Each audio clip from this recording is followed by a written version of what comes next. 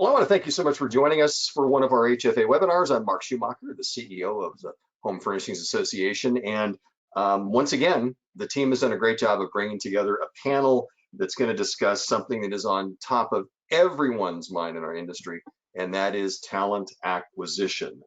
It has been a challenge for the last 2 years. It was a challenge before that, but it's a lot of different challenges right now. So we are going to get to our guests here in just a moment, but I got a little bit of housekeeping that I want to mention to you.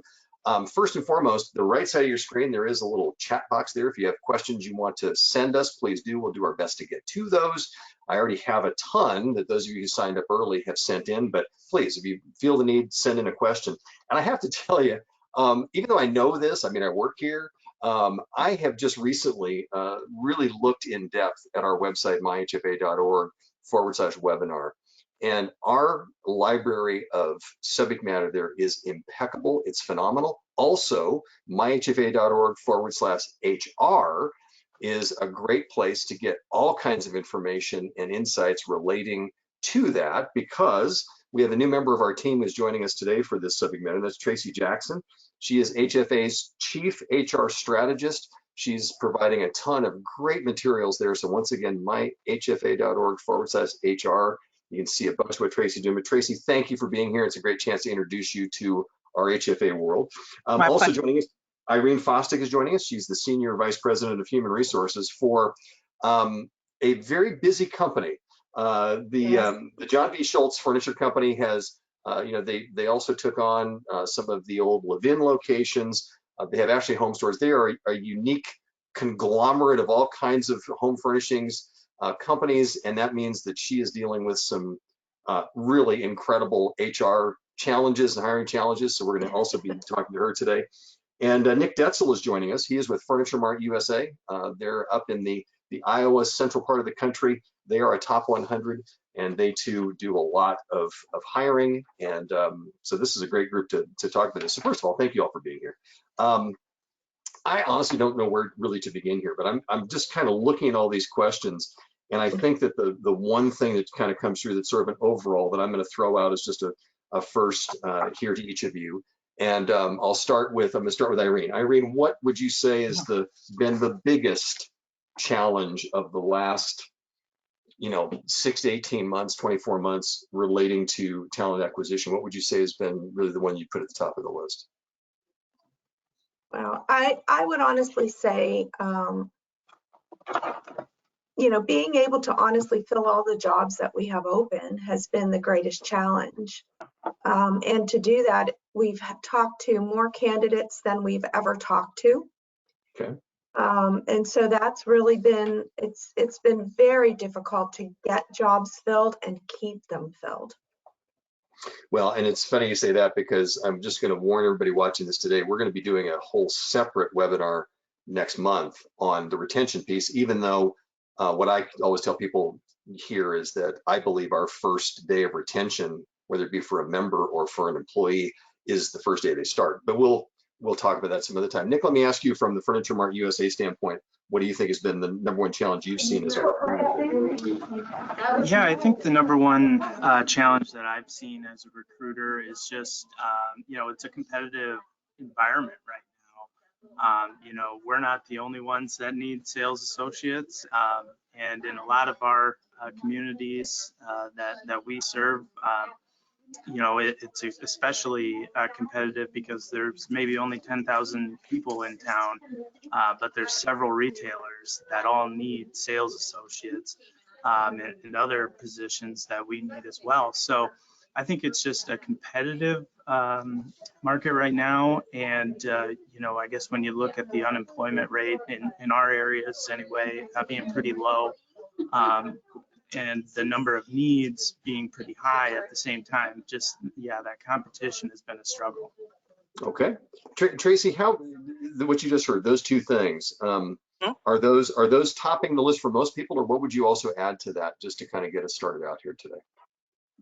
The thing I would add to this is the fact that there's a generational shift going on, and the generational shift is causing a lot of values changes. The younger generation, the millennials, for instance, their values are very different than baby boomers and Generation X. And quite honestly, what's happening right now is that now the largest population of people in the employment market are the millennials. But organizations are still led by baby boomers. You would think that Generation X would be the largest, but they're not. I belong to Generation X.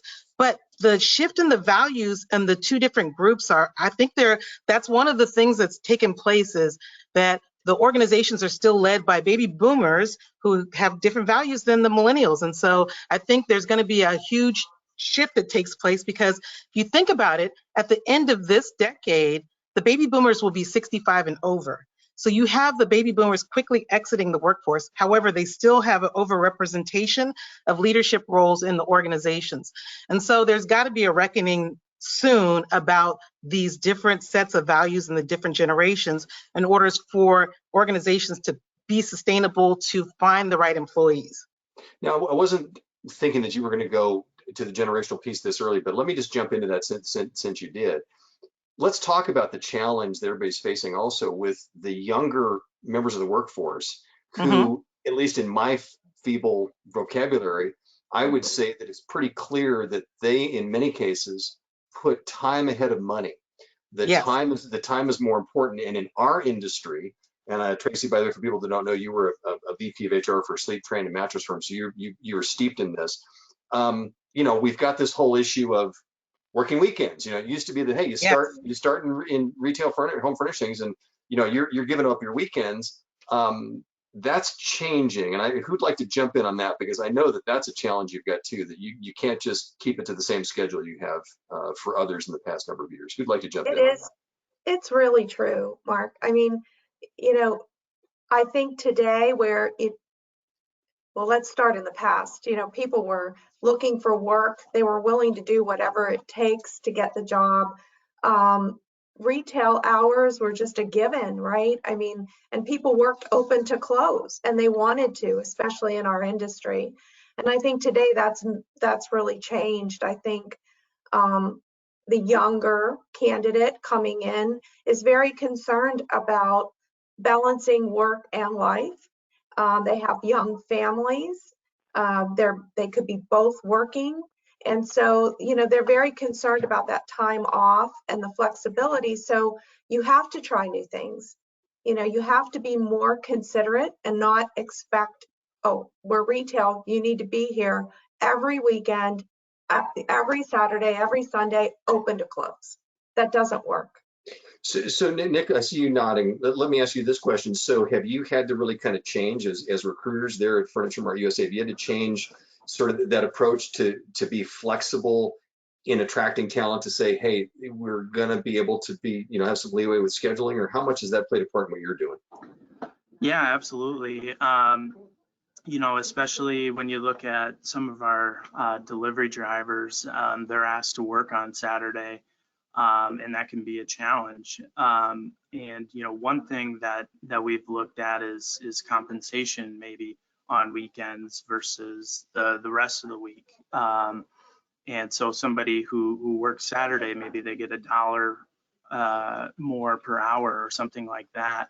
That's one thing, we've looked at. And here in our corporate office too, it's been tossed around, how much can we look at maybe working from home, being more flexible with our employees in that regard.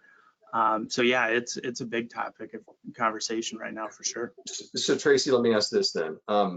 So for a good first major takeaway for the folks that are joining us today. So what is the best practice right now as far as that scheduling flexibility? Nick just talked about a pay premium. What are the things that you're seeing that are working and that are becoming a new best practice when it comes to this aspect of hiring younger folks that want a better schedule?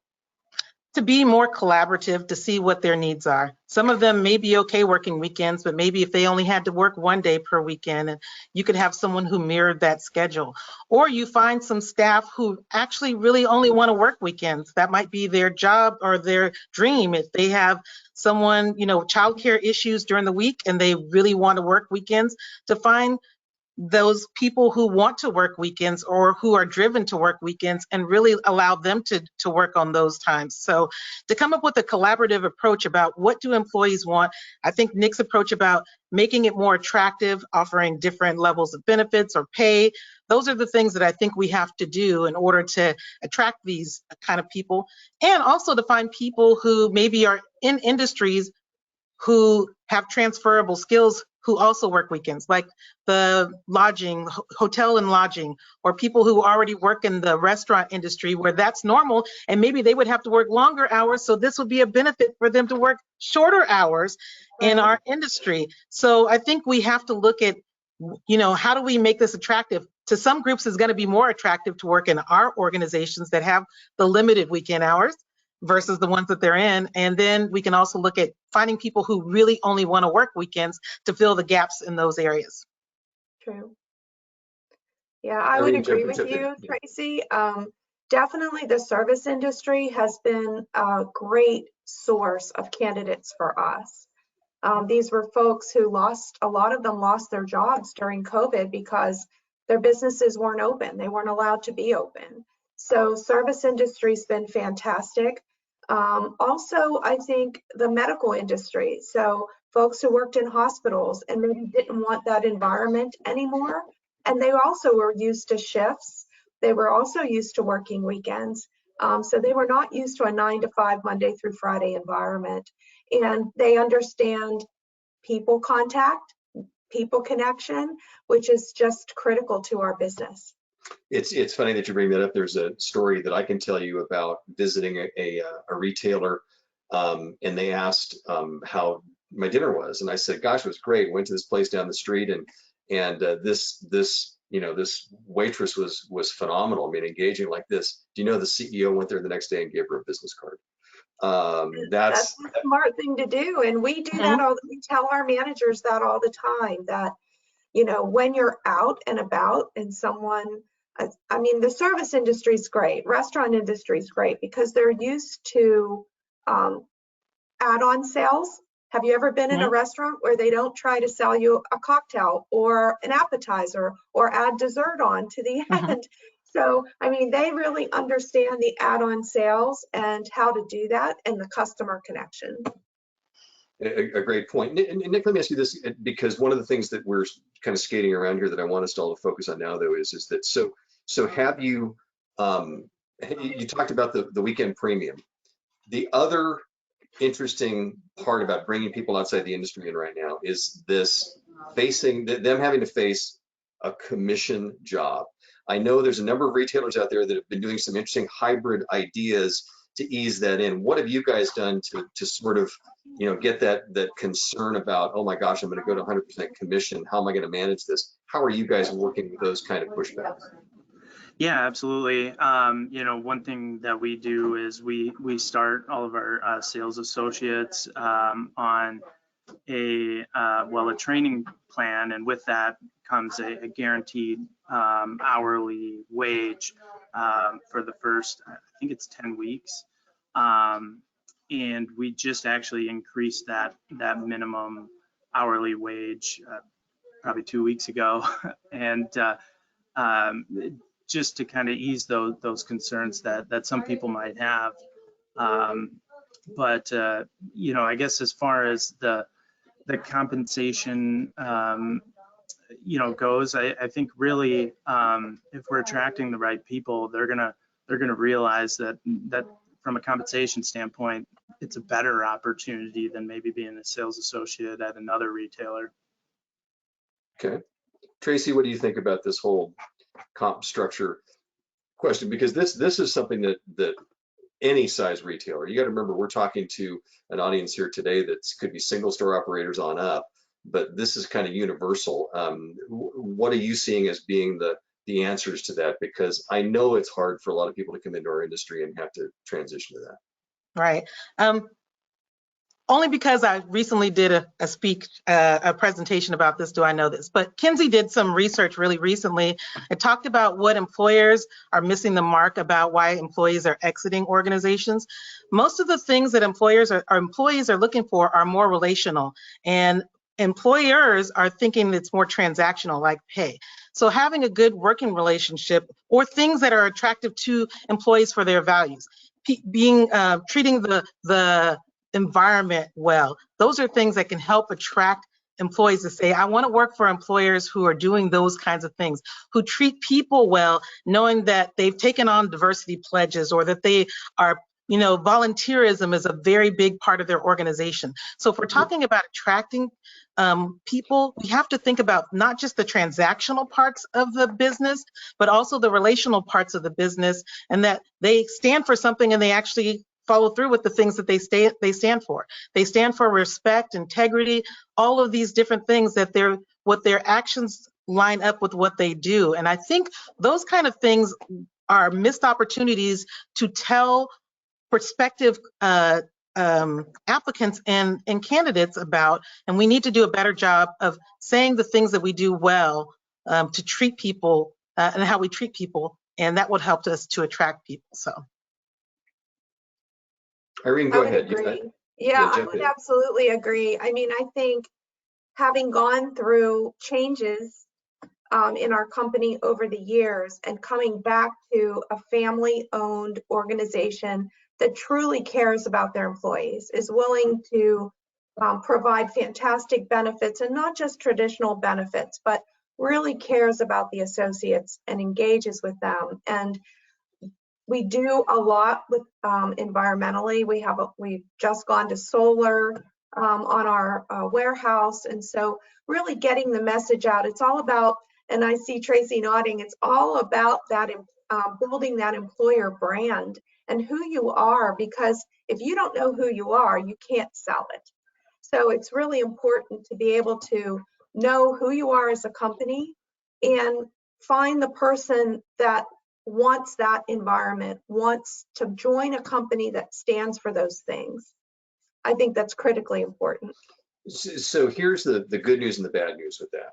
The bad news is that's not just add water and it happens. Right. This is the thing where if you've not really thought about that as a business owner, you need to. I just literally this week came from visiting City Furniture in Florida that won our large store retailer of the year. And it was so interesting because their core values that they had in place are the very things that they stood on during the pandemic these last 2 years. Yeah. Without that, you got nowhere to go. Mm-hmm. And that was the biggest stickiness for them. And I heard it not just from the leaders, but everybody in the room. So this is one of those things that, if you haven't already thought about it, you need it. And you guys are telling, what I'm hearing all of you nodding and saying is you've got to have that. You better have a culture that you can put out there and sell, because this was an interesting question that was on the list here. Somebody that's on our webinar said, how do I communicate our qualities that we bring to the table? So let's talk about that for a second. You said what we need. So Tracy, I'll start with you on this one. How do you communicate that? What's the best way to do that without it seeming like it's a sales pitch to bring somebody in? Right. I think you have to think about where potential employees, where do they congregate, and how do you get a message to them in a way that they are receptive to it? And the old school way of putting it just in writing is not really the way that people are communicating, not the millennials. They're using TikTok. They're using Insta. They're in places creating a quick click video like the ones that I do for your organization. People want something quick and easy that they can see, that shows what people are saying, and they can actually see it too. So even having like employee testimonials about people who've worked there for a while, and they say, okay, I can see myself in that organization. So giving people really good visual, and also making sure your employees really believe what you're saying, because if they don't, then it's no good, because that's who they're going to ask. People are going to ask what your employees, ask employees who work there. Yeah, they can root out a phony pretty quick. Nick, I see you really nodding over there. Talk a little bit about this. Sounds like something you're aware of. Yeah, absolutely. I was going to bring up social media as well. I think that's a good point. And we're always looking at our Indeed reviews and Glassdoor reviews, and really looking at ourselves after looking at those, and is there anything we can do better? I think, Tracy kind of mentioned this, but I think it's important more than just to tell them, here are our values, but let me show you, if you go to our, social media pages, you're going to see, our pictures from our employee lunch earlier this week or what have you. Anything that will show them, again, actions speak louder than words. So being able to show them instead of tell them is I think, paramount. What I love about this is we're not talking about cost, folks. This Right. is just managing your social media. Irene, you also are finding this to be a successful way of approaching this? Yes, we do a variety of things. Many of the things that Tracy and Nick just mentioned, whether it's testimonials, whether it's using social media, but I think also all of your associates are ambassadors for your company. And talking to them and telling them how important it is and making them partners in the recruiting efforts. And I know everybody, out there has referral programs. Our referral program has been our best source throughout the pandemic of recruiting. We don't get the most candidates off of it. That comes off of job boards, et cetera, but we have the best hiring success from referrals. And again, it comes from the employees who believe in the company, they know what it stands for, and it's a lot more real for them to sell the company than a recruiter who's gonna, obviously, that's their job. So I think that really having all of your employees be ambassadors for the company and understand what the company stands for is so important. And again, what I love about that too is this doesn't matter how big or small your company is. This is just saying that that's everybody's role. So that's a huge takeaway for people to understand that. And frankly, some of the smaller retailers maybe have an advantage because they're so invested in the business. These are family businesses, not that yours aren't, but the point of the matter is that they're just right there, so granular on the ground floor. That is really, really good stuff. Wow, let me just remind people, by the way, that we're having a great conversation here about talent acquisition with Tracy Jackson, Irene Fostick, and Nick Detzel. Let's see here. I heard Nick mention Indeed, and there's two questions on this long list here that I want to just share one of them. One of them said, what ways other than Indeed? So maybe there's something with a little Indeed fatigue, if we call it that. Yeah. But what are the beyond the referrals, which obviously are great, what are the best sources right now? Tracy, what are the ones that are the best place for people to put their attention right now? Well, I mentioned also the other social media like Instagram for us older people, and TikTok. Those are things. Are you wait a minute. Wait, I'm going to be a grandmother next month, so I'm in that crowd. So just so we're clear, so I had to translate. You just chucked me under that bus, like no problem. I'm putting myself in that bus. I just try to stay up on the lingo. Oh man, no, go on, please. So you said besides Instagram and social media, but what are the good sources? I mean, we've heard Indeed, we've heard Glassdoor. Talk about it. Got it. So the other places I would think of is, word organizations that you belong to, like the Rotary Club, or putting the word out in some of the, being connected to the local chambers of commerce, like the Asian Chamber, the Black Chamber, the Latino Chamber, the Rainbow Chamber. There's a bunch of different kinds of organizations, fraternities and sororities, and also going to talk to the college clubs on campuses, junior college, talking to the department heads, getting the word out in various ways, and even looking at setting up pipelines for your organization so that you have maybe internships that you're pulling from these groups of people. Maybe they can do their training during the summer, and providing something that would be really like, a carrot for these people to want to consider your organization and to give them a glimpse into it so that you can have a long-term pipeline, a group of people that are streaming to your organization. So doing some work to create pipelines is probably a really good method of increasing your employee, the potential employees for your organization. It's almost like you're saying, take the sales mindset, take the mindset of your retail business, and just put that for this HR piece. You're not talking about things that everybody's not already doing to acquire customers. Is that, right? Irene, is that fair? Yes, HR and marketing are you guys are, marketing tries to bring revenue to the organization. We're doing the same thing for bringing employees and making sure that their experiences, we deliver on the experience and all those things. So yeah, it's very similar. Yes, I would agree. And I think the other thing, aside from the pipelines, and there's so many, whether it be veterans or, all kinds of community organizations that you can reach out to. I think the other thing that's changed, and it changes so fast, is technology. And so it's all the recruiting technology that you can use. And sometimes I mean, there's no silver bullet, but there's so much out there, whether it be texting applications or calendar applications. There's video applications.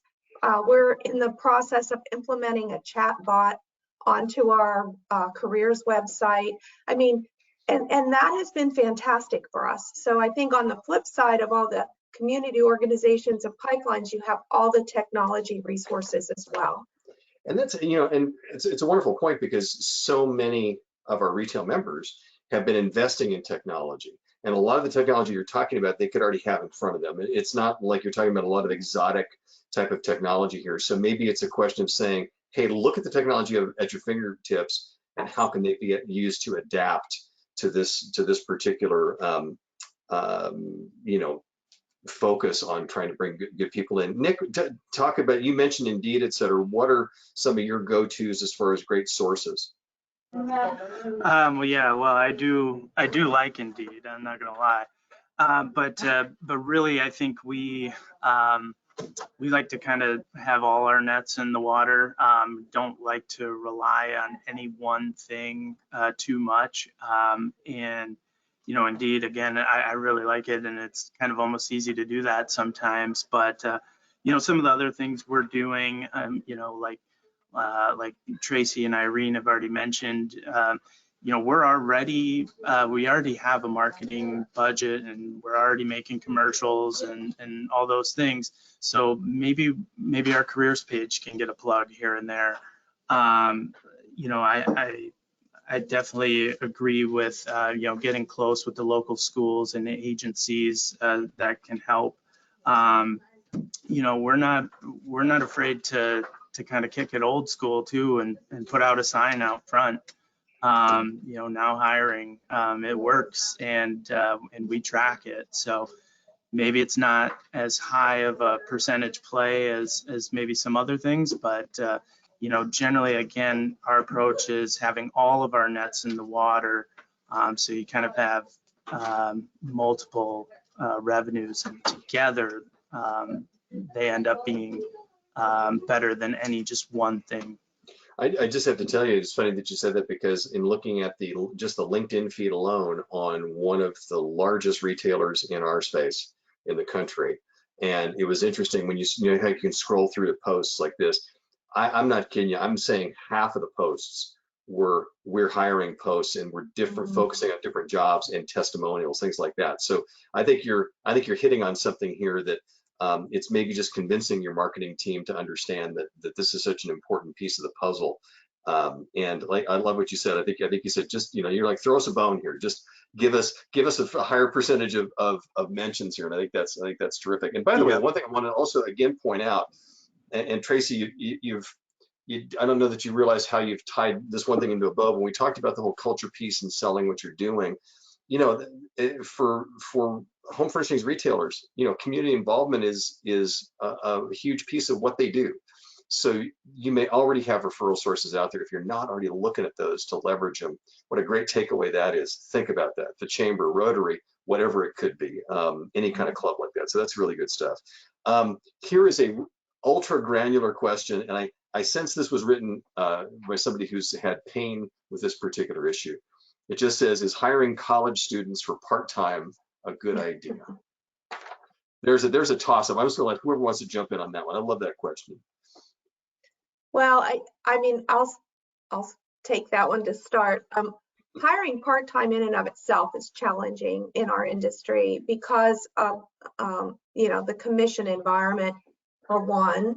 Although we do offer a different pay structure for part-time, if they want to, so that they can get started. But I also think the other really challenging thing for part-time is the amount of information and education that someone needs to have to become fully proficient to be a great salesperson. I mean, there's so much from technical knowledge to how to sell, and then all of the product knowledge, and there's so much. So we have had success with interns, developing an intern program to help develop that pipeline, but haven't had great success other than in our mattress stores, which just a much more narrow focus there. So have had some more success there than we have in the full line furniture stores. If I can add one thing, I love what Irene said. One of the things that you might want to consider doing or thinking about with college kids for part-time positions is to not call them a part-time position, call it a management trainee program. And if you just even put management trainee, even the way that they'll approach the position will be very different than a part-time job. Management training is very critical for younger people to get some experience. And if you're telling them that, you know, we're looking to develop our leadership team in our organization, and you're posing the position that way versus a part-time job, they're going to approach it differently. I got my first foot in the door in my career by doing a summer internship. I did it for 2 summers I worked in the insurance company. I started at State Farm, never thought to work there. And then I ended up working another 7 years there. And that's how I started my HR career, is there. And because of that summer internship, and it was a management trainee program, and that was very, very desirable to get my foot into the door. And if they just called it, you know, a summer part-time job, I wouldn't have taken it. That's a great point.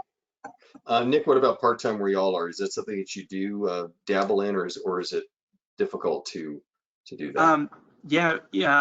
We don't hire too many part-time sales associates, but we do have other part-time positions in whether it be our warehouse or in the store. We have what we call office associates, and oftentimes that's part-time. And we do go to career fairs at the local schools and whatnot, and definitely we're looking for those people. You know, in my experience, you know, oftentimes they might be the more reliable candidates, so that's something that we're always looking for people, whether they be from college or not. But it's not something we would ever. Just because somebody's in college, we would never shy away from them necessarily. So, you know, another great source for part-time, just since we're talking about part-time, are associates who are looking to retire. They may consider not fully retiring and staying on part-time. And we've found, and we talked about the baby boomers and the aging population.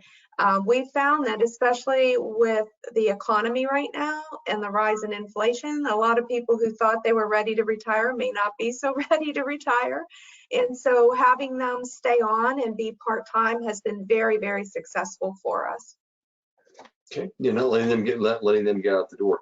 I have 2 questions that I want to ask based upon you know, one of the parts of my job I just love is talking to retailers on a daily basis, and then also being able to visit them as well. And one of the things is, we're just talking about the part-time issue is that in talking to a couple of them recently, they talked about the 90-day period. Someone starts, you got that 90-day period. And there was some frustration that some of them talked about the fact that they think in the last 2 years they've seen more sort of leave at the end of the 90, not by choice, but they've seen higher numbers of people leaving before the 90 as they've test driven everything, number one. Number two, they've also really invoked the 90 days because, and it's, Irene, you made me think of this, is because you talk about investing in these new employees. There was one CEO that said to me, he said, we got to have a determination at 90 days whether or not this is a fit or not, because we can't afford to just keep investing and having this turnover. So I threw out 2 things here. Let's start with the first one. Are we seeing more people leaving before the 90-day period is out? Are we seeing a lot of, you know, sort of testing the waters here or not? And feel free to jump in, whoever. I think one of the things that employers could look at doing if they're seeing that is to do a stay interview. Why people are staying. We are quick to do an exit interview to see why people are leaving, but you want to figure out why people are staying. And that would be an important information. And also to see what kind of, in that stay interview, what you're also asking is what was different than what was told to you when you started, because there could be that gap. And you need to find if the gap exists and how to close that gap. Because if we sell that you'll be making $150,000 and they are not, and they get discouraged or have bills to pay, we need to make sure we close that gap in the expectations of people in the very beginning. So I think it's important, like I said, to find out why they're staying and focus, and then maybe find people who are looking for those kinds of things so that we're not spinning our wheels on finding people who aren't going to stay for those reasons. So yeah, that's, I have lots of ideas, but I'll let the other two talk as well. Yeah, so I think one of the things that we do a lot, Mark, is first of all, we don't do 90 days anymore. We've extended that to 120 days. And part of that has been kind of the state of the industry and product availability. And so we've actually extended that and had much better success once we did, because we used to be 90 days as well. So and that was just to give people more time to be able to get used to selling, but also due to product availability, like I said. We also do regular HR touch bases with associates as they're going through the training process. How are you doing? Are you getting kind of that one-on-one work with a coach or a supervisor that you feel you need? Because we do have a blended learning approach, and we want to make sure that they're not doing part of the blended learning approach and putting them in front of a computer and not doing the rest of it, which is the engagement and interactive work. So we do kind of touch base throughout their first 120 days and work with them. And I think that since we've seen that extend, we've had better success with retention. Interesting. That's, you're doing what Tracy just said too. You're setting expectations, and I love the additional touch points. So that's a great takeaway for people to consider. Nick, what about y'all? Are you on a 90-day, or is that even an issue? 90. Yep. No, I wouldn't say it's a huge issue. As far as 90 days is concerned, anyway. But again, I just to kind of reiterate both Irene and Tracy's points, staying in communication with them. I mean, I think it's huge, especially in the early days of their employment with you, so that you can learn those items that are really attracting them to stay, or maybe even a few things they wish were improved. Also, I think, we really promote our promote from within philosophy too. And so making sure that they understand that, hey, if after so long you decide this isn't the right avenue for you, maybe there's this other avenue over here that you'd like better. So again, it kind of ties in with the communication piece, but yeah, that's, it's all good information. It's actually the stay interview. I wrote that down, Tracy. So yeah, good. I think, something we could even improve on probably. I want to add to what they just said, because I love that Irene went as far as to extend that to improve retention. But I also think that people use the 90-day as an artificial stop date, meaning that if they're not doing things by the 90th day, but we should have different milestones as well, because if we probably may need to eliminate people even earlier than those dates, instead of waiting and watching someone be frustrated and fail for entire 90 days if they're not reaching certain milestones on the way. And if we can't correct those milestones quick enough, or they're not demonstrating the values that we want as an organization for a person to demonstrate, and then we probably need to make the decision earlier too. So I think 90 days, I had to really work hard with my teams to say that is a superficial date. That, that of course is our milestone to say, let's get it done by then, but we have to be able to do some, some check-ins before that as well. And if a person needs an extra 30 days to be successful, think of the investment we've already made in them. Right. We shouldn't just cut a person and say, you're not worth an extra 30 days when we've already given them 90, and it will cost us so much more to find someone else to do that. So, but you said something interesting, and I think this needs to be said. So what I'm hearing you all three between, beneath the surface here is that while yes, it's a struggle finding people, this has been an uphill battle. I get that. That's been that way. But also, I'm hearing you say, if it's not a fit, don't continue to spend the time and money to try to, square peg in a round hole. So there's still that issue where I guess you're saying don't be so desperate that you're just going to try to make anybody fit. Is that fair? I think that's very fair. So I would agree completely. I mean, we really have, as we go through the process, to your point, there's no specific 90 days, 120 days. It's really, how are they progressing?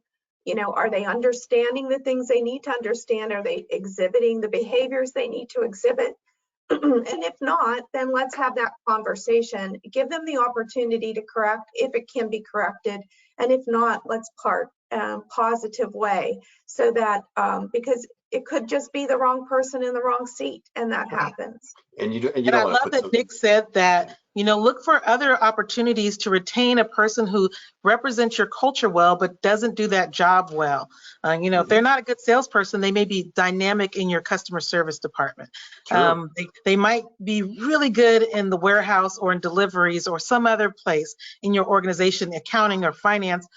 Even your reception, if that's where you need help. So look and see where their skill set might be better suited. And, those people will be very appreciative of the fact that you worked with them and, treated them. Again, this is a relational issue instead of a transactional. Transactional means you cut them because they're not doing that job well. And I believe that people know if they're not fitting in. I think we kid ourselves and we don't think that they don't feel uncomfortable. No doubt about it. I want to throw some quick questions out here, but there's the comment came in that I just have to share this because it made me laugh as I looked at it. There's someone that said we're getting really good candidates from a post in our restrooms. I don't know that we need to say anything more about that, but I guess the point of the matter is that it's wall space. That's when we do our best thinking, isn't it? So, there's something, what are you going to look at while you go to a restroom? There's lots of advertisement that I'm seeing now in restroom stalls. And I think that's a great and clever solution to addressing it. So I'm all for it. All right, I'm going to just let us move on from there. That's anyway. So it says here, can you share some examples of how you're using Instagram and TikTok to attract potential applicants? We heard you guys talk about that. So what are some examples? So folks want to get some good ideas here. Okay, I'll give some ideas. You can have a contest with your employees to say, let's do TikTok contest and see who comes up with the best one. Of course, you can be in control to approve whether or not that really truly represents your brand. So give them some guidelines and then put it out there and say, if you can get this many likes or this many shares, and encourage them, because that's how TikTok works, is you want them to share it and you want people to be excited about it. And if they're sharing it with their friends, hopefully it'll keep getting in the hands of other friends. Of course, these should be approved ones that you've already said that, hey, here's our contest, maybe here's the top 3, everyone can vote on it. Get some excitement and energy around this and see what you can do. So I think that's one idea. But we've done that. We've actually done a social media contest, TikTok contest. I think the other thing is just encouraging people to share our posts as well on whether it's Instagram or wherever it may be, really helps. And I think also, again, just images of the things that are who you are as a company. So whether it's your associates volunteering, whether it's your associates having fun out at a baseball game, whether it's associates working with a customer and something really special happened, and you want to, talk about that. I think you can do a lot of great things, but it really comes best when it comes from the associates. Nick, what about y'all? Yeah, definitely we use various social media accounts, and I think the big thing with that is being consistent. No one's gonna follow your page if you only post once every 6 weeks or 2 months or whatever it is. So being consistent while also not using every post to say, hey, we need this or that, having those posts with, showing your volunteering efforts or your engagement in the community, whatever it may be. I think being consistent and not just saying, hey, we need this position. Well, you said what you just said there Having just more than that. goes well with what Tracy said, because you're also saying in and amongst the things about what the company's doing. I mean, that cultural piece, and frankly, that's you're selling to the prospective employee just as much with those as well. Love that. Here's another question that came in. What are benefits packages that you think are attractive to the millennial generation? So somebody wants to know what you think are the important things that you have to attract the millennials.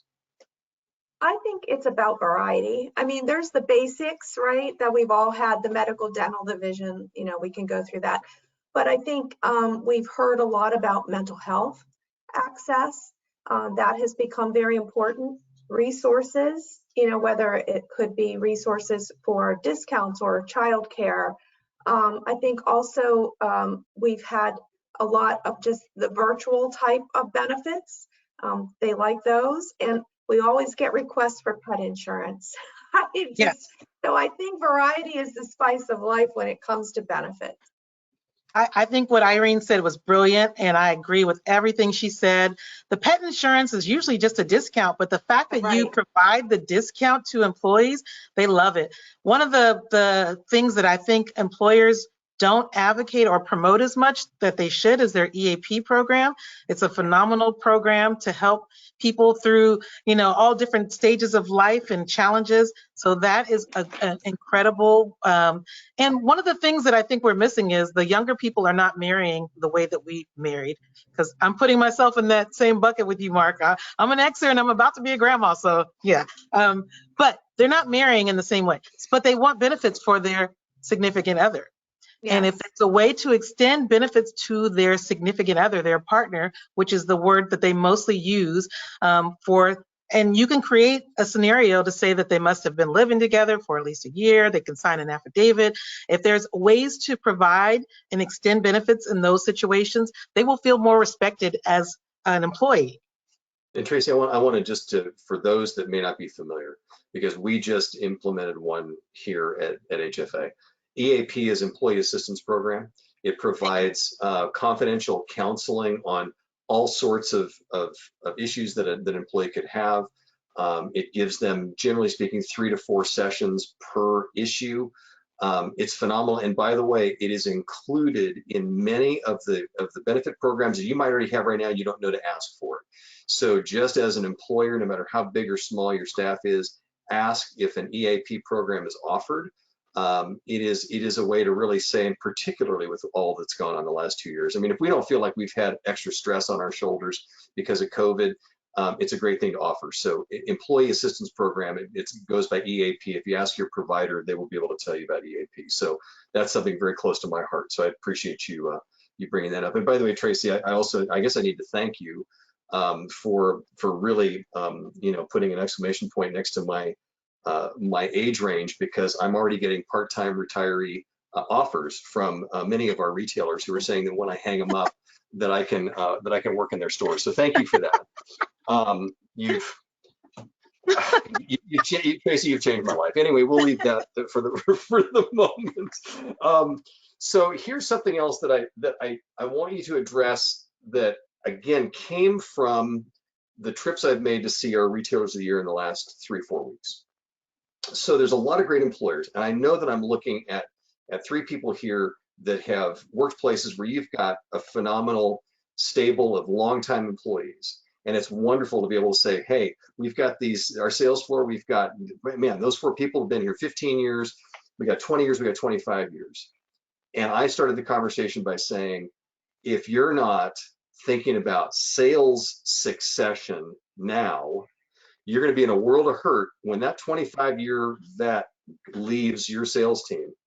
That's not just putting a warm body in to replace that person. Let's talk a little bit about this hiring, this acquisition, how important it is to build your overall team and not just filling space. And maybe I'm off on this, but I just think that's a kind of a critical thing. So Irene, why don't you hit this one first?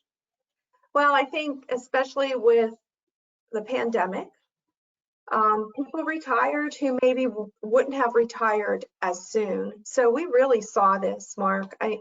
And I think we have people that, you know, have been in that, they're in that age group where if it's not going to happen today, it's going to happen soon.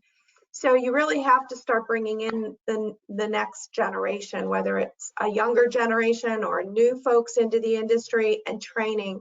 And I think training is such a key focus, and it's so important because while you have those folks there, whether you're setting up a mentor program and you're partnering your new hires with a veteran who can help develop them, whether you're adding a lot of training, I just think there's never enough. You can do more and more and more to help to grow people. Since we came back into business after the pandemic, we have 40% of our sales force that's new to the company. That's huge. Mm-hmm. Okay, so Nick, what about this? Is this something that you guys are realizing that you have to realize that you have, you talk about human resources, you have these sales resources that, to Irene's point, you need to leverage them. You need to think about how you're going to, what the succession looks like. Is that something you guys are thinking about regularly? Yeah, absolutely. I mean, I kind of think of it like putting together a basketball team. There's going to be people that play different positions and have different roles, and they might be a different height, or they might have different skills, those sorts of things. And so kind of in the same way, when we put together a sales team or any team, bring together different skills and aptitudes, and yet at the same time promoting that culture of team, and we're all in it together. There's also accountability too, and so yeah, generally that's going to look like probably a few of them will have more experience, some of them will have less, and then just finding a way to get everybody to mesh together and I guess just work towards that same common goal. Tracy, what do you think about this whole sales succession concept that I've brought up? Oh, it's incredibly critical, and the best people that you can look at are your current employees, and so investing in them. And there's some things that you can do, creative things that you can do to help build your bench. And one of the things that one of the organizations I did, we did a career fair for our employees to help them to come meet the leaders of the different departments to say, what do I need to do to go into marketing? I'm on the sales force. I'm out in the field, and I want to get into this department. I work in warehouse, and I want to get into this department. How do I do that? And for them to be able to make meaningful connections with the leaders of those departments to say, if there's an opportunity for me to do something in your department to understand it, that they can. And that created a lot of good synergy. And our employees really appreciated the fact that this was not an external career fair that we're trying to find new people. We want to invest in you. We want you to know what opportunities exist and where we may have some real growth opportunities and where your expertise might match. And we brought in also some, institutions that can help them to get their degrees if that's what they needed. And what kind of tuition reimbursement programs do we have that would be something that they could offer, so that they can enhance their opportunities? Or it could be, how do they learn English more, to improve on their English language skills so that they can move into the different positions in the organization. So that was one of them. And also to create some different tracks for training for all levels of employees in your organization.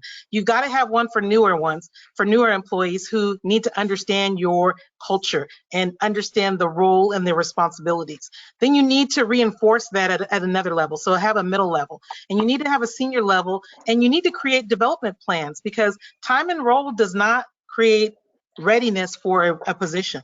You have to figure out what is it going to take other than, you can't just say it's going to be 2 years until the director is ready for a VP position. What is it going to take? Now that we know that in about 2 years, we need someone to be ready for this role, let's back into what we can do in that time to be very mindful and intentional to build the skill set so that there is readiness and that we've built our bench in those areas. So Tracy, for a smaller company, then are we talking about more cross training? Would that be fair? Because you can't put on a job fair, but are you saying expose your team to the other aspects so that they have an understanding? And you might, like you said, you might have somebody that suddenly gravitates. I mean, Nick was talking about this. You might have somebody that you're going to say, wow, maybe sales is not your thing, but holy smokes, we could use you over in this customer service area.